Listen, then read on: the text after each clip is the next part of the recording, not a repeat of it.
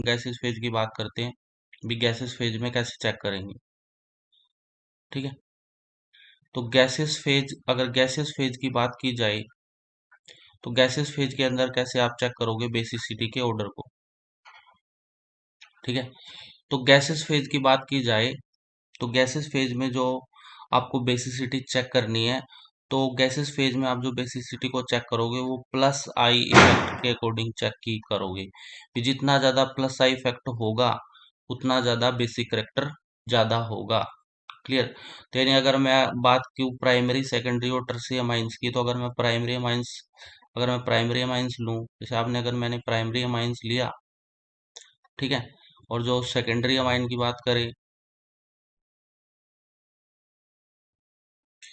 और tertiary amine की बात की जाए तो कौन सबसे ज़्यादा बेसिक होगा, तो प्लस आई इफेक्ट की अगर हम बात कर रहे हैं तो प्लस आई इफेक्ट के अकॉर्डिंग क्या हो जाएगा, जो टर्सरी अमाइन है, टर्सरी अमाइन की बेसिसिटी क्या हो जाएगी, ज़्यादा हो जाएगी, ठीक है।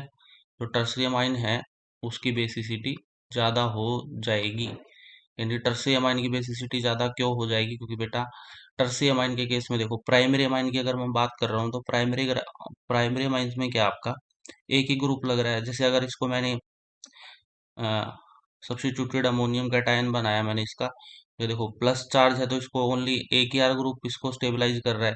सेकंड की बात करें, सेकेंडरी अमाइंस की बात की जाए तो सेकेंडरी अमाइंस में क्या हो रहा है, फिर सेकेंडरी अमाइंस की बात करें तो सेकेंडरी अमाइंस में आपके दो आर ग्रुप लगे हुए हैं, यानी ये दो आर ग्रुप क्या कर रहे हैं, यहाँ से इस नाइट्रोजन के चार्ज को स्टेबलाइज कर रहे हैं।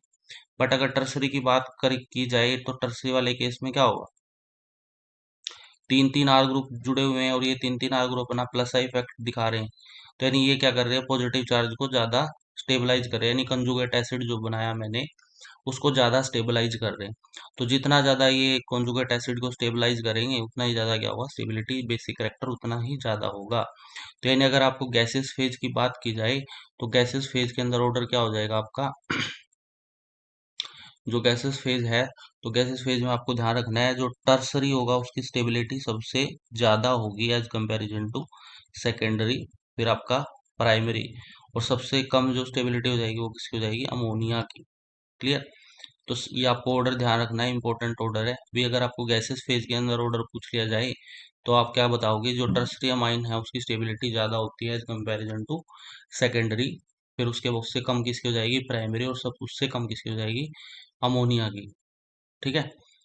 तो गैसेस फेज के अंदर आपको ये चेक करना है। उसके बाद अगर हम बात करें, उसके बाद जो हमारा आता है, अगर हम